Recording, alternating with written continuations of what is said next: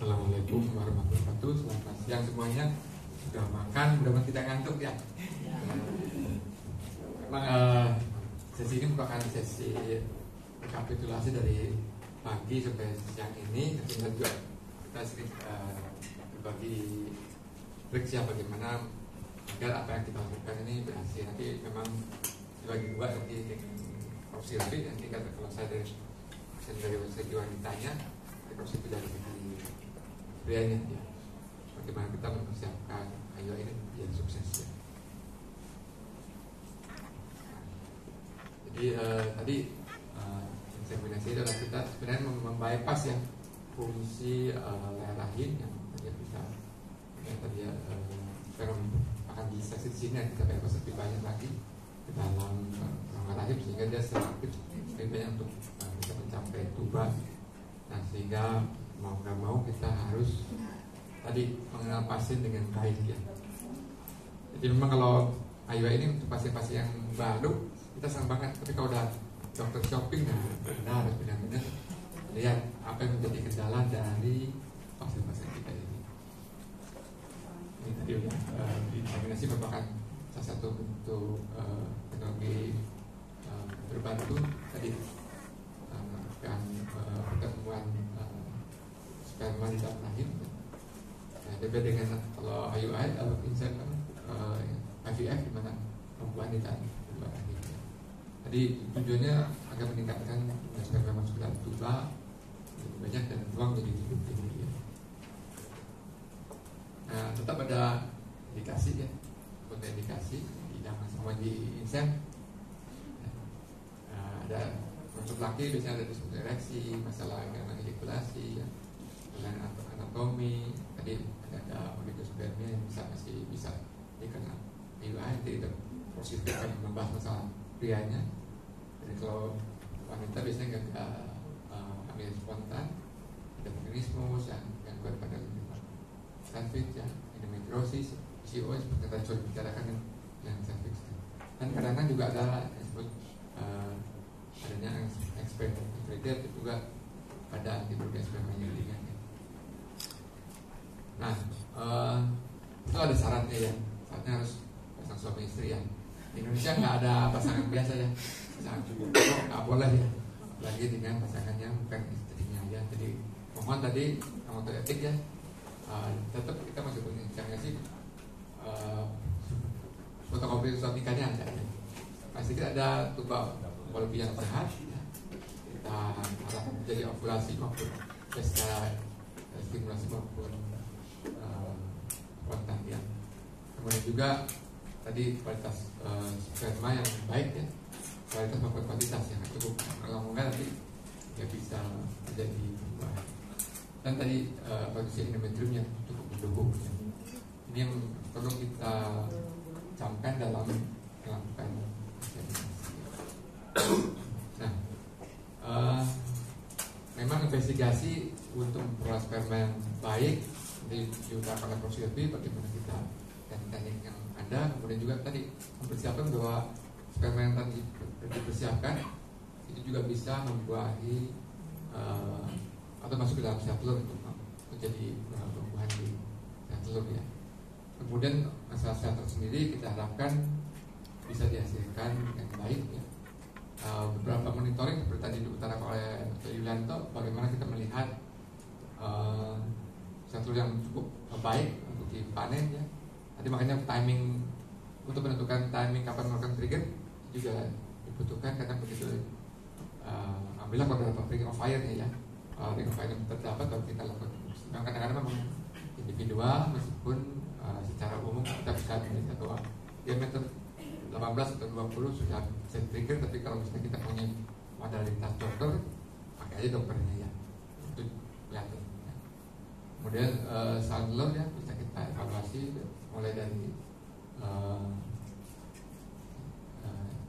ASG ya. Kalau perlu kita lakukan dengan laparoskopi kalau kita belum yakin ya, apalagi pasien-pasien yang udah shopping kemana-mana, udah insert kemana-mana, tapi dia belum mau ke IVF, maka kita harus lebih detail lagi untuk melihat gangguan di komunikasi sel telurnya, di tuba fallopiannya. Kemudian juga masalah rahim dan lingkungannya tadi, mulai dari pemeriksaan sederhana ya, pakai USG 2 dimensi, kalau perlu dokter kita pakai dokter ya, lihat distribusi pembuluh darahnya ya, minimal kita memang sekali lihat tuh perangnya dari pasien kita, jangan langsung datang aja boleh inseminasi nanti. Kalau biasanya kalau begitu ya kegagalan makin tinggi. Jadi kita minimal sebulan kita lihat ada gangguan di rahimnya enggak, tebalannya bagaimana, homogen enggak ya. Itu kalau ada penyakit ada histeroskopi silahkan pakai ya. Kan cukup banyak juga ada polip sehingga hamil gara-gara hak kecil tapi jadi enggak. Apalagi kalau ada minum submucosum ya. Banyak sejauh-jauh mirip kita juga tadi, pokoknya masih ada polip gimana mau hamil gitu. Hamil spontan pun pasti nggak bisa, apalagi bagi kamu juga kalau masih ada polip nggak bisa. Jadi tolong dievaluasinya, ini merupakan hal-hal yang bisa kita kerjakan di lapangan ya. Infeksi juga cukup mengganggu. Tadi kan Dr. Yuranto bilang bahwa kalau ada infeksi itu tidak endometritis, kesannya jadi kacau ya. Jadi usahakan ini kita kendalikan dulu faktor-faktor ini, baru kita lakukan inseminasi. Nah kalau gagal kita juga tahu ya, beberapa hal yang tidak kita kendalikan ya. Tadi memang etikal juga kita disesuaikan dengan kemampuan dari klinik kita ya. Jadi kalau Anda tidak punya laparoskopi, mungkin dirujuk dulu untuk diagnostiknya, atau nggak punya histeroskopi ya dirujuk dulu ke papa. Jadi kalau udah baik baru kita kena IUI.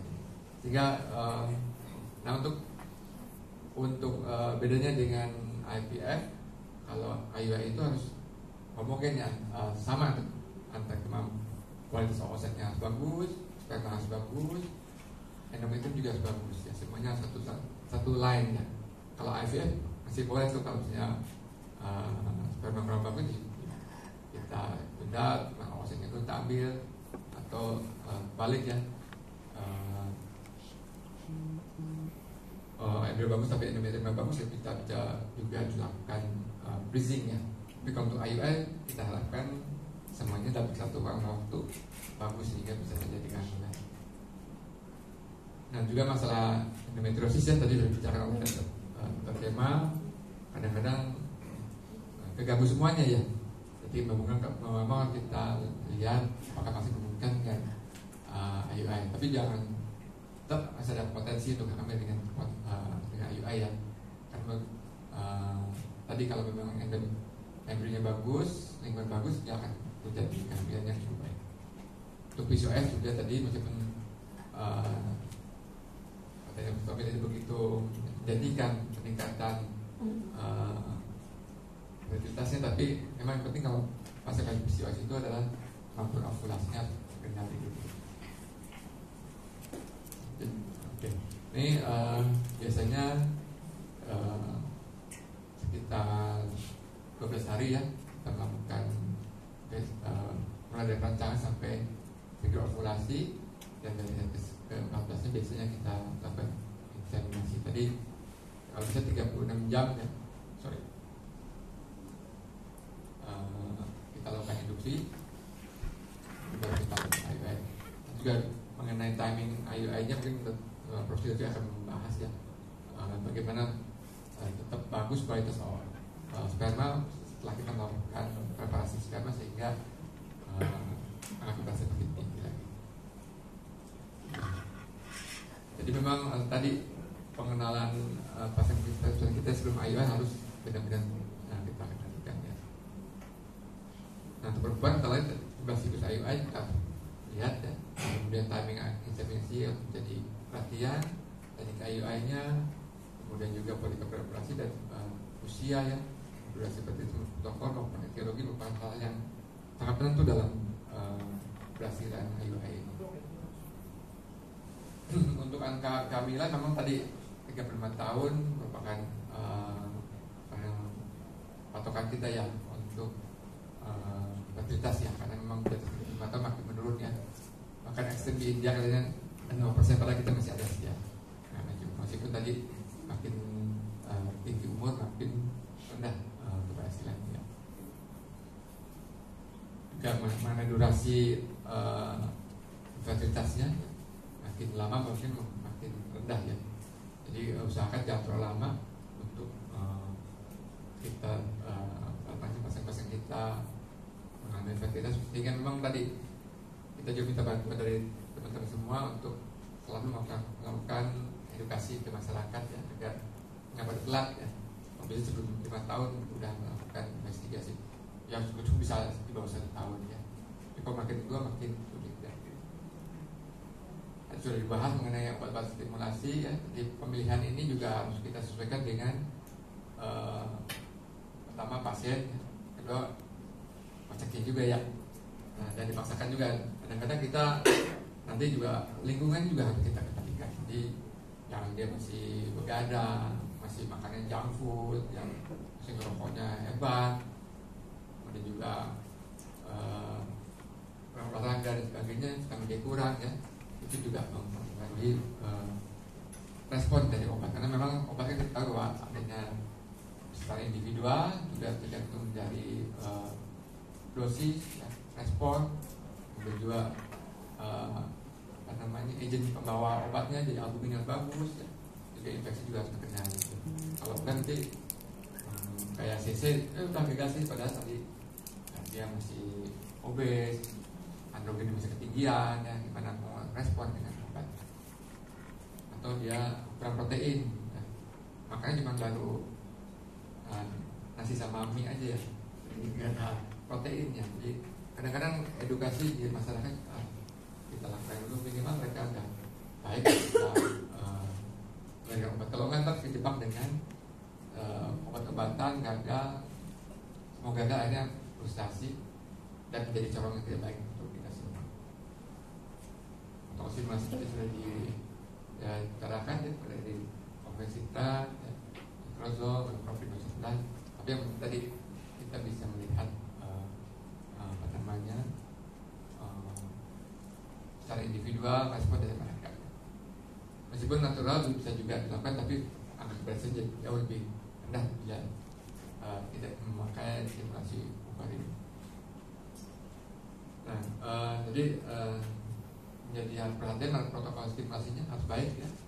Memang saat ini yang paling tidak mengganggu endometrium dengan rekomendan, tapi rekomen itu tadi kita rajin melakukan monitoring ya sampai terjadi hiperstimulasi. Dan juga tadi teknik preparasi spermanya bagus.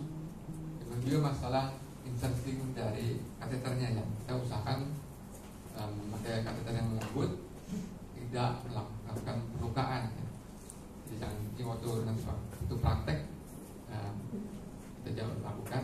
Nah kalau bisa sih sebelum kita melakukan IUI kita pernah minimal melakukan sonde atau pakai kateter IUI, sehingga nanti pas bulan depan yang kita mau IUI kita bisa mengenal medan yang akan dilakukan. Cukup bisa beberapa saat ini juga bisa memakai batu USG kalau mau ya, tapi kalau enggak ya tadi kita mengenal organ dari sisi reproduksi pasien kita ya. Karena nggak semuanya kan miring kiri miring kanan ya, kadang-kadang ada sedikit belok sedikit kiri. Makanya kalau tidak ada histoskopi silahkan kita bisa sekalian melihat medannya, karena adanya kisah naboti aja di analisis frekuensi kadang-kadang mengganggu ya pemasukan kateter, karena ini mentok punya gara-gara adanya jebakan-jebakan ya. Nah itu harus kita kendalikan sebelum kita lakukan IUI. Jadi nah ini paling bagus emang di antara semua yang biasanya masalah artikulasi ya pasien kita tuh baik kader IUI ya. Kemudian masalah cervix ya, atau yang oligo pun azul kali. Kalau yang tapi jangan itu juga bicara juga sama positif mana yang jadi paling baik sebagai kader untuk IUI ya. Karena nanti dilihat dengan kompensasi DNA-nya pun dari jumlahnya. Jadi segi branded dari itu ya. Yang paling susah memang biasanya yang sudah sekitar 5 tahun, yang ada fibrosis, ya, ada imunologi faktor dan faktor yang cukup berat. Ya. Nah biasanya 3 siklus pertama itu cukup baik ya. Kalau misalnya lebih dari 3 kali gagal, kalau kita mendapatkan dari luar ya, kita benar-benar naik peringkatnya untuk investigasi dari pengenalan fertilitasnya, apakah kita harus laparoskopi, pakai histeroskopi ya. Kadang-kadang juga kita evaluasi endometriumnya, resistensinya bagus enggak, kemudian juga ketebalannya. Kadang-kadang memang ada beberapa yang harus kita kendalikan sebelum melakukan IUI. Timing tadi ya, kalau bisa 36 sampai 24 jam ya, ambil HCG jangan 2 hari ya. Meskipun kadang-kadang ada beberapa literatur menyatakan 2 kali pemberian ya. Tapi ya sama. Tapi memang kalau kita di IVF, kalau misalnya pasien-pasiennya responder ada 1/5 itu dengan memakai double trigger itu lebih bagus ya. Makanya kadang sudah diterapkan ke IUI gitu ya. Karena memang pada pasien-pasien responder agak delay dan memerlukan hasil lebih tinggi. Dan beberapa tadi sudah disebutkan oleh Jantung, makin banyak folikel makin bagus, tapi jangan lebih dari 4 ya. Kalau dari 4 ya kita usahakan dihentikan karena takut terjadinya multiple pregnancy yang tidak baik atau OSS. Kemudian kalau bisa tadi yang terlalu tua ya pas kita, tapi kalau tua berarti kita harus memfasilitasi tadi keberatan kecil ya. Dan juga operasi grafik kita lihat dulu apakah memang ada pelengketan dan sebagainya, karena operasi apendektomi pun kadang-kadang menimbulkan gangguan di persekatan di dalam ya. Ini nanti akan faktor laki-laki yang prosedur langsung aja.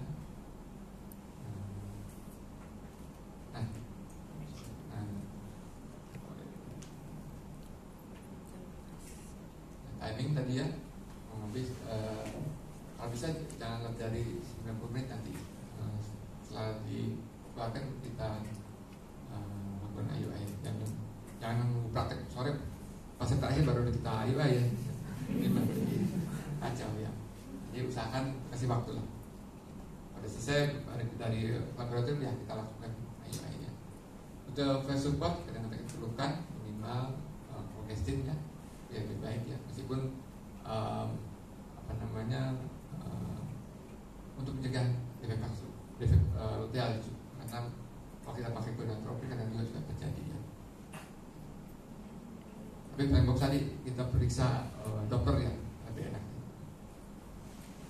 Jadi sebagai supportnya juga makanan, nutrisi ya. Kalau bisa tetap indeks glikemiknya terkendali, apalagi yang pasien PCOS kita, benar-benar kita usahakan ideal ya. Aktivitas fisik juga harus baik ya, terus kalau lagi kardio gitu ya suruh turunkan ya kegiatan aktivitas fisiknya.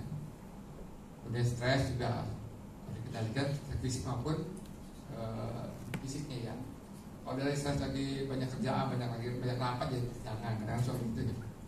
Lagi mau audit jangan gitu. Kemudian juga pemakaian zatnya di alkohol ya, kemudian juga dioksin ya harus kita lihat ya. Dan kalau misalnya lagi demam, lagi diare atau kejadian melelahkan juga sebaiknya kita lakukan IUI ya. Karena mereka kadang-kadang gitu, kalau lagi di Jakarta lagi rapat, ya udah biasanya sih gagal juga karena memang lagi kecapean gitu. Jadi usahakan lagi kondisi badannya lagi fit ya. Nah jadi kita mau nggak mau kita lihat untuk kebersihan inseminasi ini perlu offset yang baik ya, supaya minimal 1 paten dan baik ya. Jadi sampai juga bukan paten aja tapi fibrinya bisa jalan ya. Ketebalan endometriumnya lebih dari 7 mm cukup, tadi bisa kita mulai pakai distribusi pembudarannya sampai ke endometrium ya, baik ya. Kemudian juga masalah nutrisi jangan lupa yang cukup baik, kemudian juga jangan campur mulu ya. Kemudian juga berat badan terkendali, fitur yang sedang, tidak stres dan tidak apa-apa ya. Demikian juga laki-laki yang diatur oleh prosedur ya. Nah, kemudian monitoring ya. Jadi saat ini juga banyak modalitas yang kita bisa pakai, minimal di dokter ya. Kita bisa lihat link of fire-nya, tapi kan sistem obat-obat yang kita pakai itu mencapai target ya. Ini juga kita bisa pakai RI maupun pakai tadi pemeriksaan lain ya. Jadi sebenarnya pakai dokter kita bisa lihat target dari obat yang kita berhasil untuk kita melakukan IUI. Ini next tadi ya. Bagian take home message, jadi kita perlu kendalikan untuk IUI ini offsetnya bagaimana, kita masih ke offset baik, kemudian permanya bagaimana yang masih layak untuk dilakukan IUI, tubanya kita kalau bisa kendalikan sampai sedetail mungkin, kemampuan fibrinnya, kemudian endometriumnya jadi salah satu bagian yang major juga yang harus kita kendalikan. Kemudian juga tadi kalau misalnya 4 kali gagal dan kita yakinkan bahwa memang tidak ada lagi modalitas, kita baru melakukan IUI. Dan ya, dari kami mudah-mudahan pasien-pasien Anda bisa cepat hamil dan kita bisa membantu mereka untuk oleh omongan. Wassalamualaikum warahmatullahi wabarakatuh.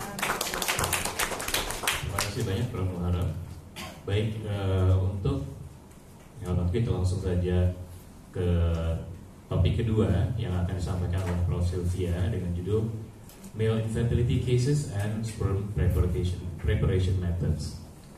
Prof. Sylvia mungkin semua juga sudah mengenal dengan baik, merupakan staf dari Departemen Biologi Kedokteran FKUI.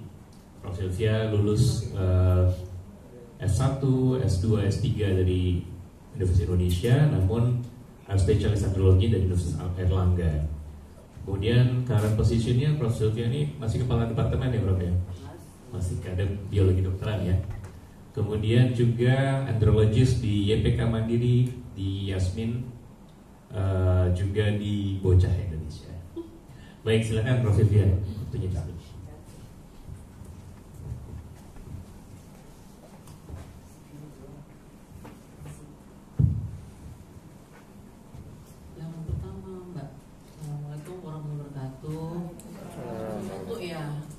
Bangun lagi yuk.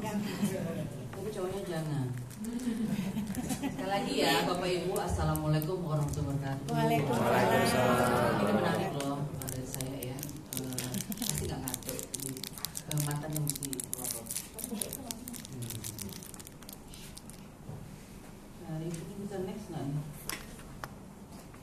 Oke, ini open pada hari ini. Saya mulai dari inseminasi apa, tapi mungkin tadi dari panjang lebar dari oleh Prof. Muharram sudah dijelaskan dengan baik. Karena saya masih ketemu Dr. Objin di Jakarta, tidak tahu bedanya. Ya, kalau nggak tahu bedanya antara IVF konvensional dengan INSI nggak apa-apa. Tapi kalau antara INSEM sama bayi tabung nggak bisa, itu kayaknya saya nggak terima gitu kalau lulusan FKUI rasanya ya. Jadi mohon dipertimbangkan kalau misalnya kita mau inseminasi, memang kita akan memasukkan sperma yang telah dicuci, jadi sperma murni saja melalui kateter ke dalam uterus. Nah itu butuh sperma yang banyak, gitu ya. Beda kalau misalnya kita mau IVF konvensional ataupun INSI lebih sedikit lagi. Jadi Bapak Ibu paling tidak mengerti perbedaan di antara ini ya. Kemudian indikasinya apa aja kita akan bahas lebih lanjut. Nah tadi juga telah disinggung oleh Prof. Muharram, paling sering sih ini ya semen disorder. Jadi entah jumlahnya kurang, ya kita mungkin di tulisannya di analisa sperma itu oligo ya, kemudian geraknya kurang, berarti dia asteno, atau kadang bentuknya juga teratozoospermia.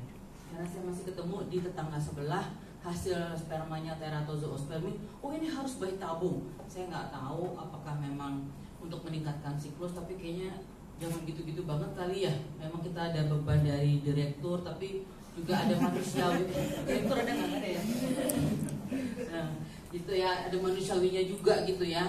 Kapan pasien indikasinya INSEM, kapan pasien indikasinya bayi tabung. Tapi saya mau mengukakan juga ada yang kayak gini gitu ya. Ada pasien-pasien yang ejakulasinya terganggu juga. Kalau retrograd jelas ya, tidak ada air mani pada yang dikeluarkan. Jadi dia terbalik ke belakang ke vesica urinaria. Jadi yang kita tampung adalah urinnya. Nggak usah khawatir dokter, nanti dia akan seperti biasa masturbasi, tapi yang kita tampung urinnya sebelumnya dia minum air mineral dulu. yang banyak. Nanti aku minta satu ini dong botol di sini. Hari ini boleh ya pakai aqua ya, nggak pakai itu lagi. Kemudian kita tampung aja, kita cuci dong. Memang tidak semua lab andrologi bisa, tapi kalau ada androloginya mestinya bisa karena kami diajarin. Jadi nanti kita tinggal ambil. Atau yang paling terbaru ini disfungsi ereksi, susah banget gitu ya kalau disuruh berhubungan. Pak Sutri zaman sekarang saya nggak ngerti. Kalau saya sih suka ya, saya nggak tahu Bapak Ibu di sini mungkin sama saya ya, masih suka kan kita ya berhubungan ya. Tapi anak sekarang nggak tahu apa mereka orientasinya uang, saya nggak ngerti juga. Jadi kalau untuk alami gitu kan, dokter kita, Prof Moran, dokter Julianto, dokter Kanadi itu sudah tahu tuh mesti ngapain. Cuma mungkin Risi atau nggak sempat, kalau dokter kita sih nggak sempat kayaknya ya. Pasiennya kan dokter paling ganteng nih ya, Yasmin saat ini, jadi pasien banyak banget yang muda-muda. Kalau kita yang tua-tua ya Prof Maram ya, ngurusin.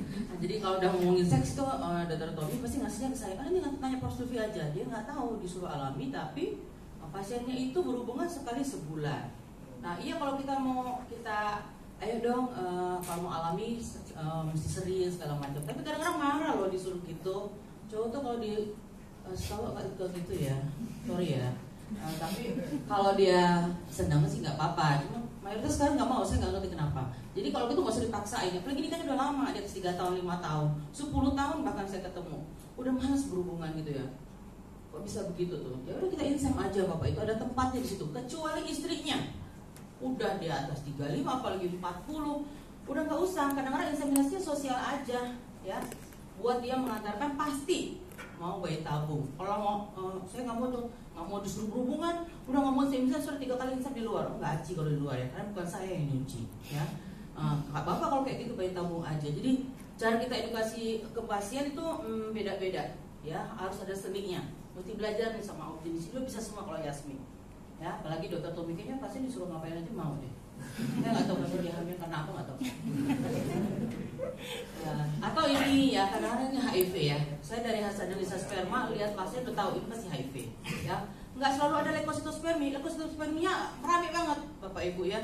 Ada neutrofilnya, ada monositnya banyak, pasiennya pucat udah pasti HIV positif. Saya baik-baik, apalagi dapat istri, semuanya baik, semuanya ngaku sama istrinya.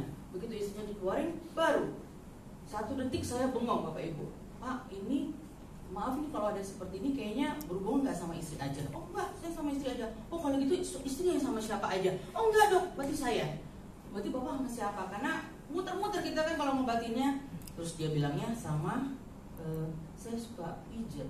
1 detik saya bengong. Kenapa hubungannya? Saya juga suka pijet. Ya? Kenapa saya lupa pijetnya? Gitu kan. Tapi nggak mungkin kalau 1 orang ya Pak, atau dia mungkin banyak pelanggannya. Enggak, ternyata dia memang rutin Bapak Ibu. Jadi istrinya tidak tahu apa-apa dan saya tidak boleh ngasih tahu karena pasien saya yang gitu ya. Aman. Rahasia sama saya. Ya ini step-stepnya, saya cuma mau konsentrasi di sampel spermanya nanti serta patient selection. Nah ini tadi juga sudah disinggung, tapi saya mau yang di patient selection on male.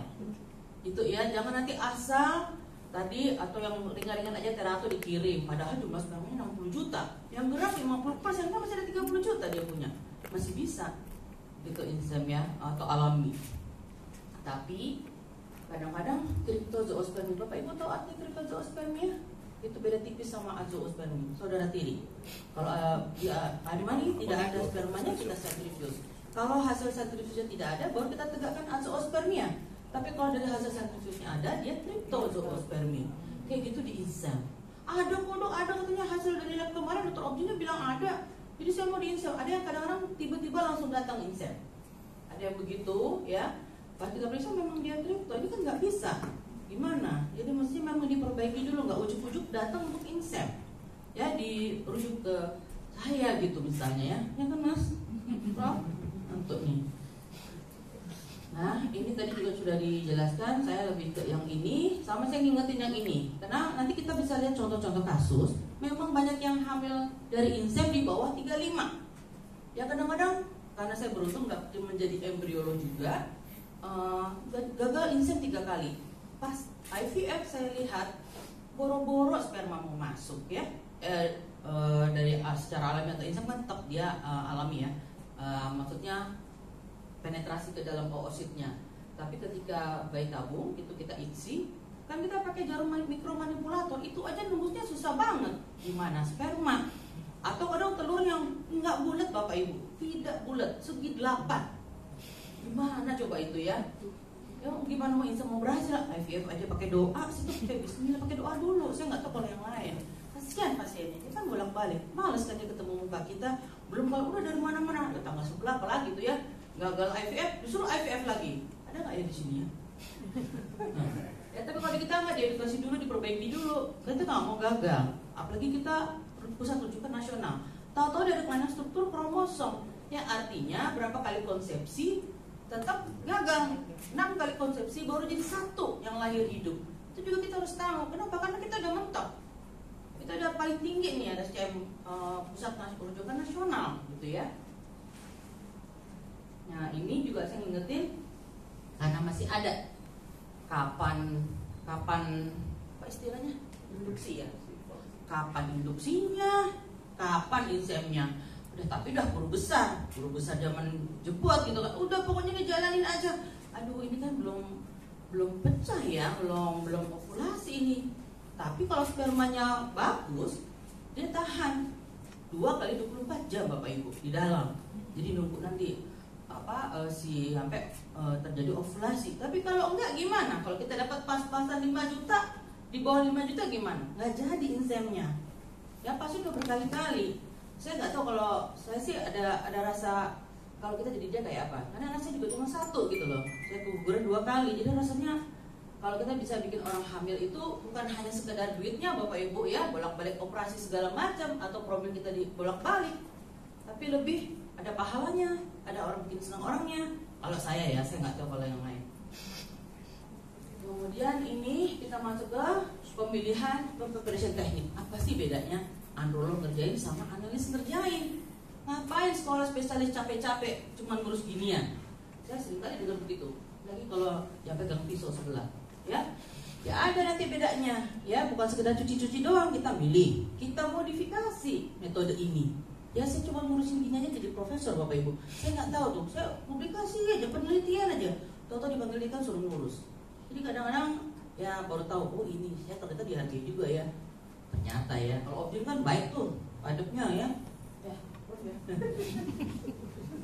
Nah ini ya, kalau kita pakai mau swim up atau density gradient. Kalau swim up itu Bapak Ibu bisa lihat di sini, kita ngandelin pergerakan sperma. Jadi kalau air mani kita campur dengan medium yang mahal, jadi bukan sembarang medium Bapak Ibu. Saya nggak tahu di tempat lain kok insem murah ya, kok di Kencana mahal. Kenapa? Karena kita BHP-nya nggak main-main Bapak Ibu. Nggak bisa dia menseleksi sperma naik ke atas dengan baik kalau yang literan itu, ya 100 mili apalagi ya, make 2 mili, kapan habisnya? Itu mahal gitu. Tapi kan bos ide ya kan, nggak bisa kurang lagi nih, nggak bisa mas. Dia emang naik dari sononya, itu emang kurang aja juga ya formasinya naik. Jadi kita ngandelin ini gerakan sperma yang bisa berenang. Kalau nggak bisa gimana? Jadi syarat pakai metode ini kalau dia normozoospermi. Ya harus banyak, nggak bisa pakai ini. Jadi kalau bayi temung lain lagi ya, ini inseminasi. Tapi kalau dia jelek kurang dari itu, oligo kayak, asteno kayak, terato kayak, kita pakai density gradient Bapak Ibu. Kita pakai yang density gradient, ya. Nah, sperma kita hadapkan pada tekanan atau apa sebenarnya cobaan bagi dia ya. Pakai perbedaan gradien, ada yang 80-40, ada yang 95-46. Saya mana aja? Yang penting spermanya yang kita peroleh hasil akhirnya banyak, ya. Kemudian nanti lamanya beda. Ada yang 20, 10, 8. Saya juga sudah majuin hak cipta. Ini sudah saya ciptakan. Jadi beda sama lab lain. Sehingga hasil akhir daripada preparasi sperma atau pencucian sperma ini kita dapat yang sperma lebih banyak. Saya nggak ngerti teman-teman kadang, kenapa sih kamu dapat banyak kok saya enggak? Saya belum buka. Nanti kalau hak kita udah habis baru. Jadi yang berani bayar mahal, saya kerjain. Nah jadi harapannya sperma yang tadinya kayak gini di air mani, ada sperma muda, ya, ada yang non sperm cell. Ini ada leukositnya, ada virus HIV-nya atau lainnya, jadi nanti berkurang. Nah, ini sperma mana sih yang bagus? Ya, tentunya dari hasil analisa sperma kita lihatnya sperma metil. Jadi progresif, yang gerak progresif atau maju dikali konsentrasi dikali volume, dan DFA-nya bagaimana kita kawinkan. Ini udah pada tahu lah ya. Kalau mau lebih jelas ada di IG atau TikTok saya. TikToknya nggak yang alay-alay, tetap edukasi. Susah banget loh nahan gerakan tuh. Nanti ditegur katanya kalau guru besar nggak boleh ini. Jadi kita susah juga ya. Di profesor nggak boleh begitu. Gitu. Yang penting harus setia tuh. Kita begitu Prof, nggak boleh ganti kita. Ya. Nah ini kalau yang fragmentasi DNA, jadi ada beberapa metode Bapak Ibu. Yang ini pakai SCD, Chromatin Dispersion Test. Jadi kalau yang bagus ada gambaran halo. Ini adalah untaian DNA yang bisa keluar karena dia tidak putus, terwarnai. Ini yang bagus, ini yang nggak bagusnya. Kalau halonya kecil, nggak ada halo atau ini, terus kita hitung. Nah di lab-lab nih banyak banget. Apa sih bedanya? Rencana kok mahal banget, kok di luar kagak? Saya juga nggak ngerti Bapak Ibu, kenapa bisa semurah itu? Karena mestinya nggak murah, itunya mahal. Jadi kadang di luar itu berapa? 60%, di kita cuma 40%. Saya nggak tahu hitungnya gimana, apa ininya yang salah atau orangnya yang hitung. Karena saya kasihan juga gitu kalau tanda tangan siapa gitu. Kalau Andro saya marahin tuh, kalau di kelas saya marahin. Ya, bukan masalah mau hebat enggak, ya kasihan pasiennya. Kita yang nentuin pasien seleksinya nggak benar. Ya harapannya begini, kita dapat nanti habis washing. Ya hanya spermanya gerak doang. Ini mestinya film nih, gerak-gerak dia. Mana yang bagus, sperma bergerak atau penis yang bergerak ya? Pilih yang penis aja deh ya. Nah ini yang kita harapkan ya, setelah dicuci harapannya segini, minimal tadi Prof Muharram bilang 10 juta, saya lebih setuju begitu daripada 5 juta. Kita agak deg-degan takut tidak berhasil, kecuali istrinya muda ya, pasien perempuannya muda. Kemudian volumenya di sini hati-hati masukinnya, karena nanti nggak tahu silatin apa nggak nanti ya. Jangan sampai tumpah, jangan sampai ketinggian, kerendahan. Teknik-teknik kayak gitu tuh individual sifatnya. Kadang lihat aja seniornya. Lihatin tuh dokter kita waktu dia putar-putar tuh kateternya dia baca apa ya? Jampi-jampi apa atau dia gimana? Doa apa kalau Muharram? Saya yakin dia berdoa.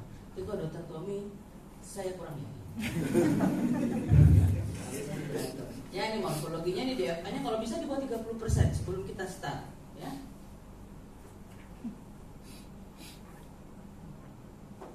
Jalan, Mbak. Nah ini hasil strateginya ya. Kapan sih diulang ya? 3-4 kali in a row sekalian ya. Tapi lihat kondisi pasiennya. Kalau udah di atas 35, 37 apalagi 40, nggak usah kita sekali aja. Kemudian ditawarkan untuk untuk IVF.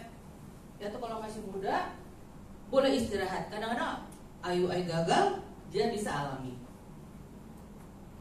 Terus ini jumlah spermanya Bapak Ibu ya. Jadi ini aja loh. Kok bisa sih pasien prosesnya ini alami, tadinya mau untuk insem, tadinya mau untuk bayi tahu. Saya cuma naikin aja Bapak Ibu jumlah sperma motilnya, kadang terjadi aja. Hanya patokan saya cuma ini aja. Bapak Ibu coba dulu aja di rumah, gitu bisa hamil, ya. Tapi lihat nggak boleh tuh, saya nggak mau ada. Polip aja saya nggak mau ada. Kenapa? Mati spermanya. Endometriosis bukan sekedar si perempuannya tersiksa, spermanya mati juga di situ, ya. Jadi saya nggak mau ada apa-apa kalau untuk alami atau instan, kecuali bayi tabung ya. Sama di FI juga begitu ya. Ini aja saya patokannya, itu sudah saya publikasikan. Pak Dr. Tommy kalau nggak salah. Karena Prof Muharram sudah profesor, Dr. Tommy kita mau bikin dia profesor. Cuma keren-keren kayaknya kalau dia kerja di GB. Udah nggak boleh nakal-nakal mestinya sih. Lalu kita kawinkan Bapak Ibu jadi ini. Patokannya ini, ya kawinin aja. Kalau dia, jadi gimana dok? Kalau misalnya dia spermanya sedikit, dia DFA-nya rendah, tinggi juga, ya bayi tabung. Setelah diobatin, ya. Jadi patokannya memang harus diperbaiki dulu Bapak Ibu. Dan kita case 1, 2, 3 semuanya berhasil hamil inseminasi dengan kondisi yang berbeda. Coba kita lihat. Lihat usia istrinya juga ya. Jadi dia vaginismus tapi udah terkoreksi. Dia nikahnya sudah 5 tahun lebih. Dia berhubungan sekali aja. Merokoknya lihat, tapi dia nggak minum body riwayat obat lain-lain. Dia lihat ini, dia parotitis saat SMA dengan komplikasi orkitis, ya. Dia pernah COVID, ya Bapak Ibu boleh lihat dari IG saya publikasi untuk yang atau cari di apa namanya mas kalau mengenai publikasi PubMed, itu semua turun ya setelah COVID. Walaupun habis itu naik lagi, tapi ada yang permanen begitu terus ya. Kemudian IT, kenapa kok saya masukin ini pasien cuman hasilnya saya modifikasi supaya Bapak Ibu bisa gampang menghitung ya. Dulu pasien saya kalau nggak angkatan karena pakaian seragam ketat-ketat sama koki ya, kesini sepedaan, kesini Bapak Ibu IT. Saya nggak tahu IT kerjanya apa sih sampai stres banget, prolaktin naik, sperma susah rendah, testosteron rendah. Jadi kebetulan pasiennya IT ya, testisnya nggak apa-apa loh ya. 12 mili dua-duanya konsistensinya sama-sama kenyal. Varikokelnya ada di sebelah kiri 23 ini, kalau memang belum sebelah harus dioperasi ya, karena nggak ada ya. Dan spermanya konsentrasi 10 juta yang gerak 50%. Berarti dia cuma punya sperma 5 juta aja tuh, CFA-nya tinggi. Ini terapi saya, ini istrinya. Setelah diterapi, lihat ya, dari yang 10 juta 50% jadi segini Bapak Ibu. Pada saat dia pre-washing naik 22,5 juta dengan terapi tersebut. Ada yang sebulan, 2 bulan, dan 3 bulan. Nanti saya kembalikan ke Optin, akan dikirim kembali untuk exam. Saya cuci spermanya seperti ini, DFA-nya udah 29, hasilnya seperti ini. Pasiennya hamil. Kecepatannya saya pakai metode DGC, kecepatannya dulu 2000 sampai 8 menit.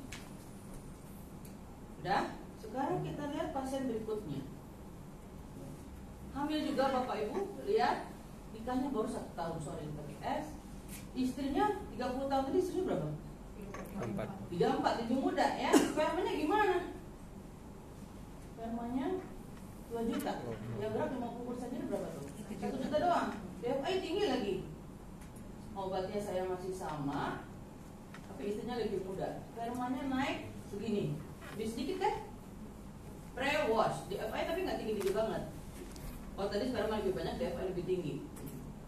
Setelah segini, jadi berapa deh sperma bergeraknya? 25% kali ini, 25 jutaan ya. DGJ segini turun, tadi 2000 sekarang 1500. Di situ perannya Androlo ya. Kita naik turun ini kasih substansi apa, karena tindakan preparasi sperma juga merusak sperma juga. Jadi hati-hati di situ. Sekarang sih udah ada alat-alat yang nggak usah pakai preparasi, nggak usah pakai sentrifugasi. Tapi spermanya lebih dikit, saya nggak bisa otak-atik kan, dipipeting, pilih gitu kan. Jadi agak susah saya otak-atiknya dibandingkan ini. Ini juga hamil, kemudian pasien ketiga hamil juga. Lihat 30 tahun suaminya, istrinya masih 25. Spermanya 3 juta, yang gerak 50%, jadi 1,5 juta. Obatnya sama, Bapak Ibu apa yang beda di sini? Dia ada hiperprolaktinemi ya, 19 batas atas. Tambahin kabargolin doang. Tadi kan semuanya kecuali kabargolin. Udah, setelah diterapi segini. Ini cuma berapa? 6,5 juta kan? Terus tapi cuma sampai 10 menit. Lebih rendah kecepatannya. Dapatnya segini. Dengan catatan istrinya nggak ada apa-apa. Dengan catatan sudah diterapi semua. Saya nggak, ini tubanya paten dua-duanya. Tubat patennya cuma 1, lain lagi. Kemungkinan berhasilnya turun lagi Bapak Ibu ya. Jadi nggak bisa kita samaratakan. Ini berhasil semua alhamdulillah pasiennya dengan berbagai bahkan usia. Sekarang yang sekarang berhasil alami, nggak jadi insen. Kok bisa? Spermanya lebih rendah 0,5, nggak ada yang gerak lagi. DFA segini. Istrinya 24 tahun. Kok bisa sih segini? Umurnya masih 29 tahun loh. Nggak ada apa-apa, cuma COVID doang. Dia kerja cuma wirasastra pasien saya, karena hasil USG-nya testisnya cuma 1 ya, nggak teraba, UDT kiri, mikrolithiasis kanan ya. Ini di inguinal dapatnya. Ini saya drag, kalau nggak kecil nih, jadi ukuran 8 mili, ukuran remaja. Ini mikrolithiasis. Jadi kalau USG-nya bagus, ini nggak ada di sini. Saya USG saya nggak dibeliin, saya beli sendiri di rumah sakit sebelah. Kelihatan nih, pantesan juga baik saya naikin susah naik. Tubulusnya terjadi klasifikasi, nggak akan bisa naik seperti yang lain yang tidak ada mikrolithiasis, gitu ya. Ada obatnya nggak, ada operasi satu-satu nggak bisa.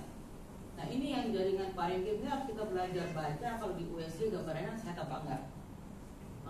Urolog saya nggak tahu sampai udah bisa sampai sini apa enggak. Kan dia patokannya varikokel terus, jadi semua dioperasi. Kecuali kalau dia mikro TC ya, dia bisa lihat di pas intraoperatif. Terus, nah ini kalau misalnya baik Bapak, kenapa ya? Kenapa saya tunjukkan gambar ini? Karena lama-lama tambah banyak pasiennya yang UDT. Apa karena sebelumnya duduk di sini saya nggak tahu. Ya, dia ada di Bumina, nah ini kemarin di Yasmin ada, di rumah sakit yang lain juga ada. Kemudian ini nggak berhasil insem 3 kali kita bayi tabung, spermanya segini, sama ya. Tapi dia kelainannya ini. Ini kasus kiri kanannya teraba, tapi dia USG-nya ada hidrokel, gambaran pankreatitis tadi abnormal, dan dia ada mikrodelesi di AZFC. Juga kalau ada ini setengah mati kita naikin nggak akan mencapai normal zoospermi.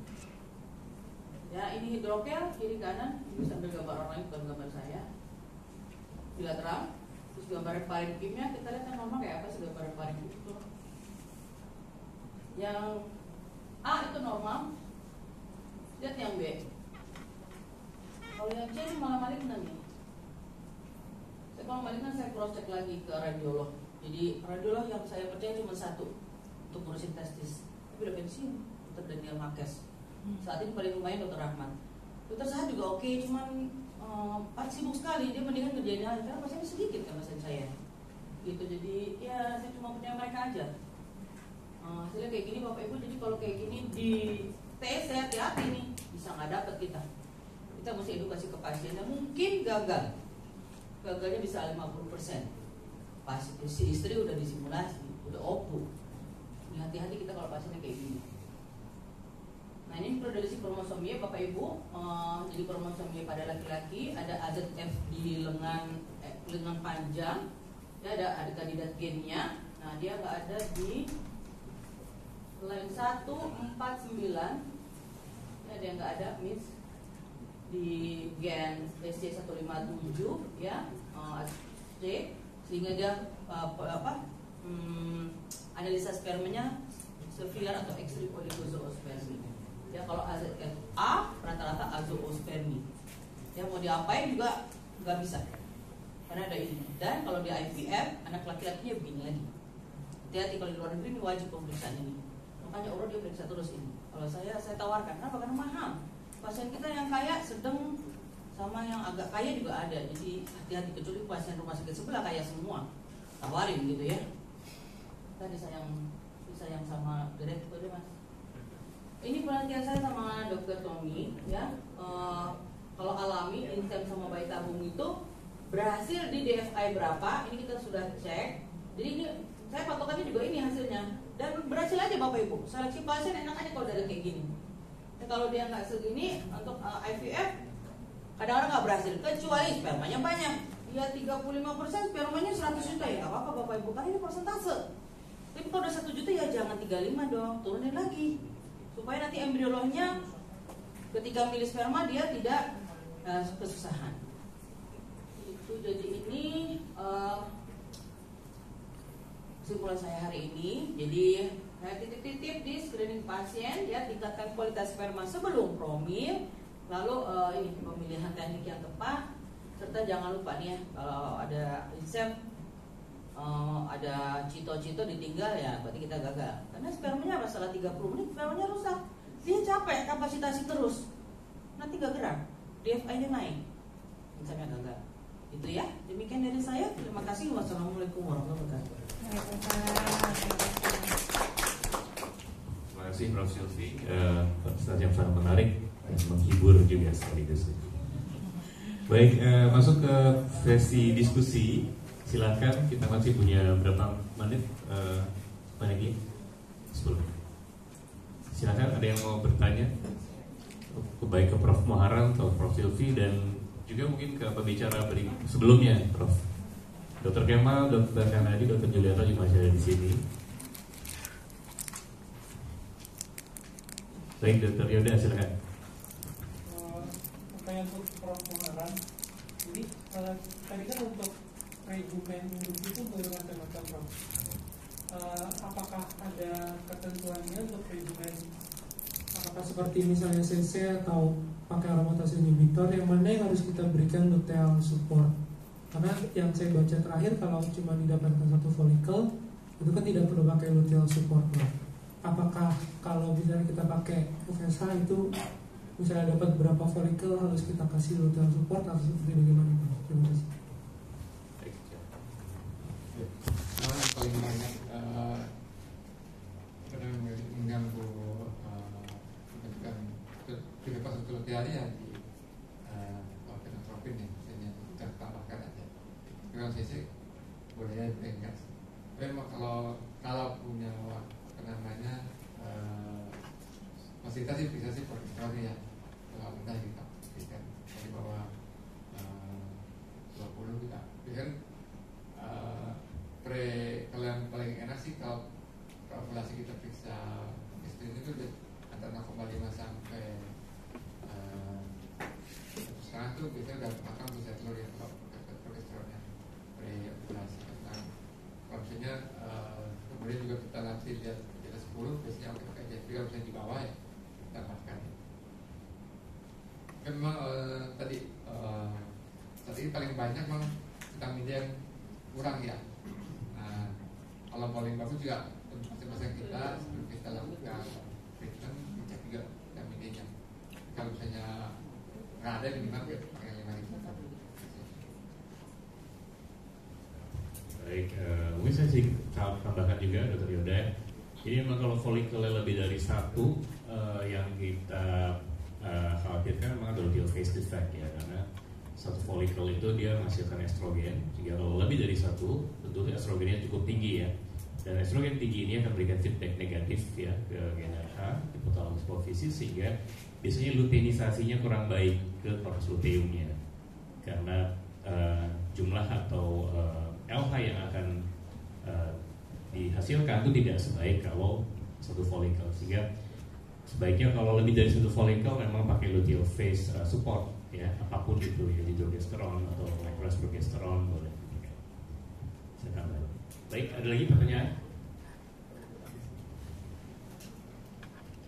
Ya, silakan dokter.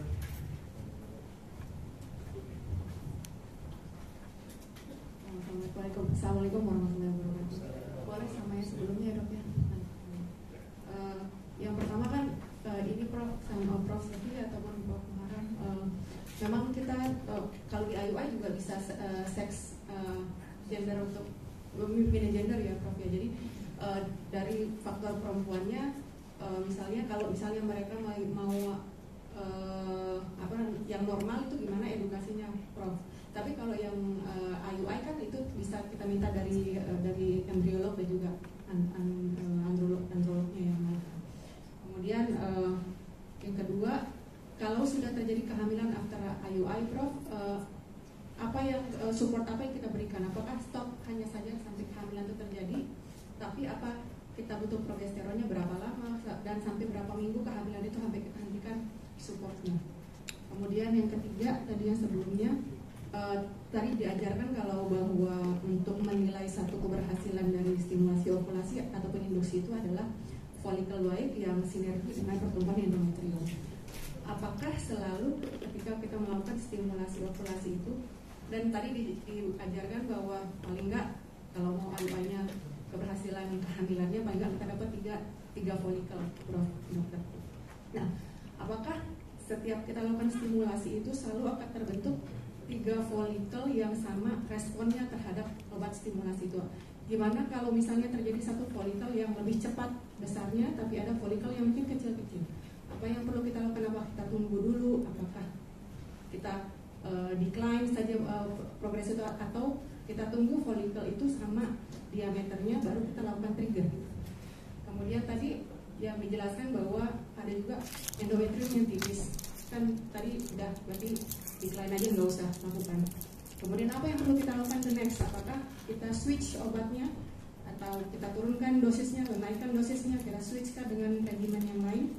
Dan bagaimana dengan kalau endometriumnya terlalu respon, misalnya terlalu tebal di atas 14 mili tadi? What to do next? Ya, terima kasih. Pertama, ya, makasih pertanyaannya. Dok, itu yang pertama memang yang menentukan jenis kelamin laki-laki, karena sperma yang punya X sama sperma Y. Kalau oosit kan X aja. Nah, sebelum kita lakukan seleksi, kita bisa cek prosentase sperma XY. Jadi jangan nanti dia pengen punya anak laki-laki, tapi sperma Y-nya sedikit. Karena mestinya sih 50-50, tapi ada yang 60-40, ada ekstrim banget. Emang 90% yang X-nya, 10% yang X-nya, kan kadang-kadang memang ini ya, memang beberapa suku seperti itu. Kemudian jangan lupa untuk peraturannya sih anak kedua baru bisa seperti itu. Cuman ya sudah dan ketahuan. Kemudian metode seleksinya berbeda saya tentunya. Untuk IVF juga tadi beda. Kalau ini kan tadi insem ya, IUI. Kalau IVF biasanya kita 2 kali cuci. Sama, kita juga modifikasi tujuannya untuk menseleksi sperma terbaik. Sama kalau misalnya untuk yang sperma X Y juga gitu. Kenapa? Karena sperma X cenderung besar, ya sperma Y cenderung kecil. Dan keberhasilan seleksi pada preparasi sperma tidak tinggi, 50%. Jadi orang pasien, gimana sih dok? Udah program juga anak saya perempuan lagi. Nah itu enaknya kelihatan kalau dia lagi bayi tabung pakai GT, itu kelihatan tuh embrio yang perempuan sehat semua, embrio laki saya pernah ketemu nih, 3-3-nya kelainan, 3 embrio laki. Ada sindrom Down, apalagi tuh sindrom Patau sama sindrom Edward, bayangin tuh. Isomnya kan beda-beda, 21, 18 sama 13 kalau nggak salah. Kayak gitu. Jadi apa namanya? Memang kadang-kadang memang yang bagus yang tertentu, bukan yang kita mau. Tadi yang kedua tentang sama tadi progesteronnya berapa lama? Ya. Kalau hamil biasanya supportingnya sampai 10 minggu sih ya. Tapi ya tapi tergantung juga masing-masing individual ya. Kalau misalnya nanti kalau ada modalitas dicek aja progesteron kalau di atas 20 berarti udah aman sih ya. 20. Tapi kalau misalnya di bawah 20 ya biasanya kita kasih support. Nah untuk folikel yang berantakan ya nggak lama ya. Nah biasanya pada usia yang tua tuh suka gitu, suka ada yang belum cepetan gitu, yang lain normal. Atau kayak kita biasanya pakai yang normal ya. Nah, di antara yang itu ada mana yang itu yang sebagai kita yang patokan kita. Kalau kita yang pakai yang sangat cepat berkembang biasanya nggak bagus tuh. Jadi pakai yang menengah ya, yang sesuai dengan grafik. Kalau misalnya dia hari ke-6 dia diameternya udah 13, hari ke-18 hari ke-8 udah 14 gitu udah bagus. Tapi kalau udah 20 atau hari ke-7 udah 20 jangan pakai patokan, pakai yang lain nanti ya. Tapi memang pada pasien-pasien tua kan atau gitu ya, untuk IVF juga kita harus lihat ya. Meskipun dia single folikel tapi kita cek memang kontennya ada enggak, estrogennya ada bagus nggak, kemudian progesteron bagus nggak gitu. Tapi kalau misalnya untuk IUI ya kita paling sesuai dengan grafiknya aja. Untuk endometrium tipis memang kita bisa lihat penyebabnya, bisa karena ya, reseptor yang nggak bagus, bisa karena memang hormon yang kurang bagus, estrogen kurang contohnya, atau memang ada tadi pengangkut yang nggak bagus, yang albumin dan sebagainya. Biasanya kalau misalnya pakai CC ganti dulu ya yang nggak ada anti-androgennya. Tapi kalau misalnya dia pakai gonadotropin, CTP, nah itu kita lebih jeli lagi penyebabnya memang ada gangguan di reseptornya atau di vaskulernya atau di mana. Nah itu biasanya kita investigasi setelah itu ke arah mana, dari pemeriksaan dokter kita lihat kan. Kemudian pada saat itu kita lihat memang estrogen cukup nggak sehingga sesuai kayak grafiknya gitu. Memang agak rewel. Yang paling rewel memang kalau TB ya, itu kan nggak sinkron tuh, meskipun TB-nya di tempat lain saja anggap peritoneum, tapi kadang-kadang juga mengganggu karena memang infeksi sangat mengganggu reseptor estrogen itu. Jadi memang perlu investigasi. Minimal tadi ganti dulu ya. Oke, mungkin terakhir satu pertanyaan terakhir. Silakan Dokter Gilang.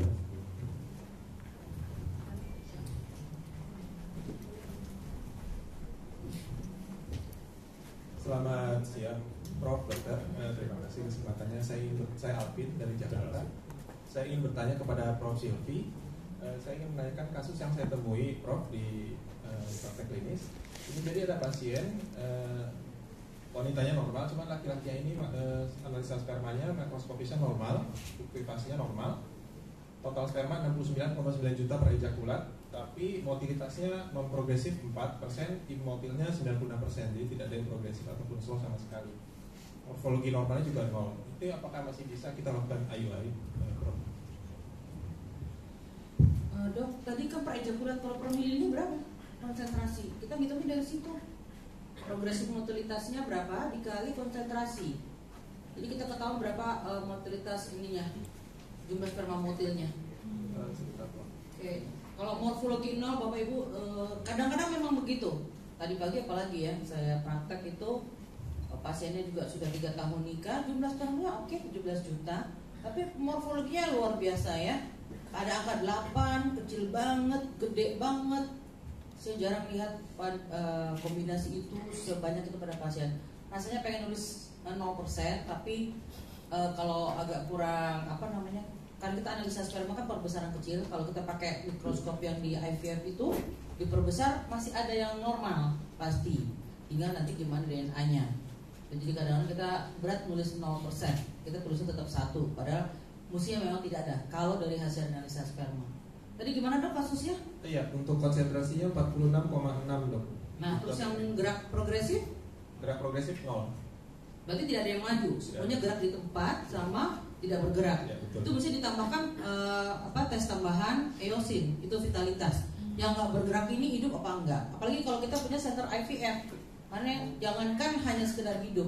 Kalau bisa dia gerak dikit aja. Kalau kita kadang nggak punya pilihan sama sekali, sperma yang ada pasien cuma itu. Dari hasil TC juga itu. Jadi kita cari yang paling bergerak. Kalau nggak ada, biasa kita getarkan pakai jarum. Kalau kita hentakkan dia masih goyang dikit, kita pakai, berarti dia sudah sakratul maut. Setengah mati, takut dokter mati. Itu kita pakai yang itu. Tapi kadang embrionya jelek. Cuma kondisi pasien seperti itu. Jadi itu nggak bisa langsung diinsem Dok. Di obat ini kan nggak ada yang bergerak. Kalau insem kita cuma preparasinya memilih sperma yang bergerak, terpisah dari yang tidak bergerak. Jadi kalau nggak ada yang gerak sama sekali, ya kita perbaiki dulu atau kan sedikit. Terima kasih Prof. Terima kasih, menarik sekali. Sebenarnya masih banyak mungkin pertanyaan yang ingin disampaikan, namun karena keterbatasan waktu kita harus maju ke hands on. Kita sudahi, berikan aplaus kepada Prof. Siti, Pak Mahela. Terima kasih. Kita bersama dulu Prof.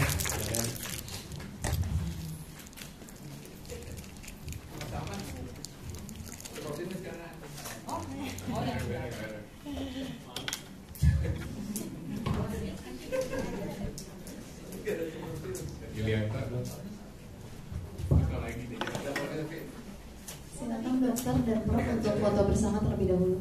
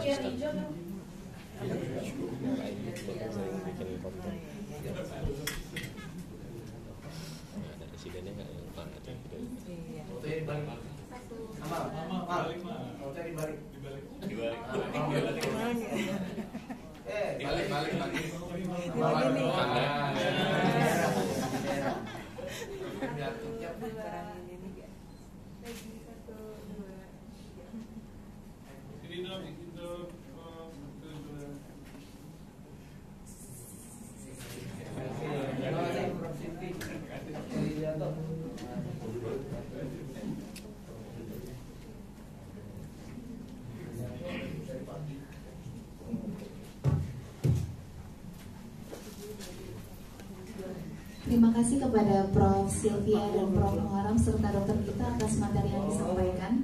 Selanjutnya kita akan menyaksikan video animasi terkait inseminasi intrauterine. Ya, melanjutkan ya. Jadi kami dari divisi endokrinologi reproduksi sudah membuat video animasi yang nanti silakan di-download, bisa dipakai untuk menjelaskan ke pasien juga. Saya tampilkan. Ya, jadi ya lumayan lah. Dia kan sambil misalnya pasiennya lagi nunggu-nunggu, ngantri-ngantri, diputerin aja di tempat praktek. Ya itu adalah beberapa menit. Tapi ini yang mau saya tampilkan yang prosedur insamnya aja. Nanti bisa di-download karena sudah di-upload dan link QR code-nya nanti bisa di. Oke, ya.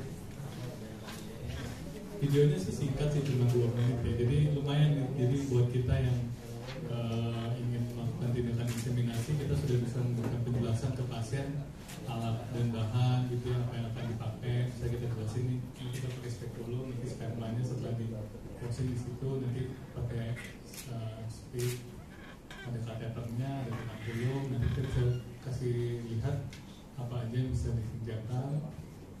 Namanya animasi ya, bukan video pasien beneran, jadi justru jadi lebih buat kita lebih aman ya kalau untuk kita putar di mana-mana ya. Ini ada artisnya nih memang, Dr. Tommy. Ini sebenarnya bukan pasien beneran sih, hanya simulasi aja. Nah jadi ini ya nanti kan kita lihat, kita tampakkan spekulum, kita tampakkan porsio, dan kita bersihkan vaginanya. Nah, baru dimasukkan seperti itu. Sebenarnya nggak terlalu susah ya. Jadi kalau tips and tricksnya itu memang kadang-kadang ada kasus-kasus yang akan difficult insem ya. Apa? Nah itu dimundurin Prof. Hampir dikoreksi salah ya. Jadi jangan terlalu ngangkat ke fundus. Jadi agak di tengah-tengah ya, mid. Ya jadi kalau terlalu mentok ya nanti spermanya ya, jadi seperti itu sih. Jadi kita bisa kasih penjelasan ke pasien. Nah ini nanti silakan di-download, ini bisa dipakai. Silakan buat ini masih bingung ya. Nah ini ya.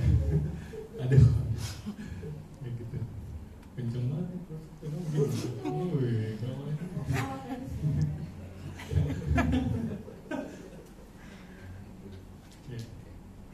ya seperti itu. Nanti di sebelah itu kita kan memang simulasi hanya step-stepsnya aja ya, jadi tidak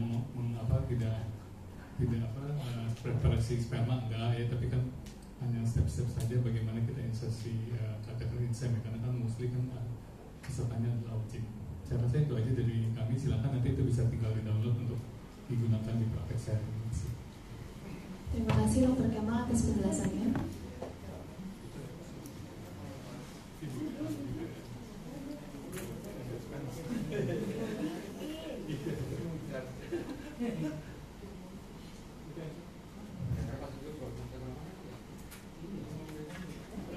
Untuk sesi terakhir pada hari ini adalah sesi hands-on simulation pada manekin yang sudah disediakan.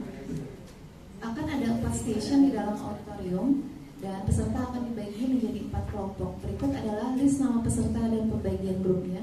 Untuk kelompok 1 ada Dr. Bayu Permana, Dr. Kresno Condo Adi, Dr. Rifki Amalia, Dr. Ernesto, Dr. Akam Pertamawan, Dr. Jenny Pringgo Wibowo, serta Dr. Aditya Yuda. Di kelompok 2 ada Dr. Harun Irwin, Dr. Rani Ayu Puspitasari, Dr. Andrew Yurius Christian, Dr. Yova Rizky Amita, Dr. Christian Wijaya, dan Dr. Yohanes Alda. Di kelompok 3 ada Dr. Andi Devirianti, Dr. Sulistiari Ratnawati, Dr. Rizka Amelia, Dr. Elia Toble, Dr. Alvin Rudika, Dr. Rivaldi Domingus Gergoli. Di kelompok terakhir yaitu kelompok 4 ada Dr. Novi Gracia, Dr. Reza Kamal, Prof. Eka Rusdianto, Dr. Fadilah Agdasari, Dr. Noviani, serta Dr. Choerin Novitasari. Berikut adalah pembagian list kelompok untuk sesi hands-on nanti. Sebelum menutup acara pada hari ini, kami kami ingin mempersilahkan kepada Dr. Siska Jusat, spesialis obstetri dan ginekologi, subspesialis uroginekologi, rekonstruksi dan estetik untuk memberikan sepatah dua kata-kata dan menutup acara pada hari ini. Kepada Dr. Siska kami persilakan.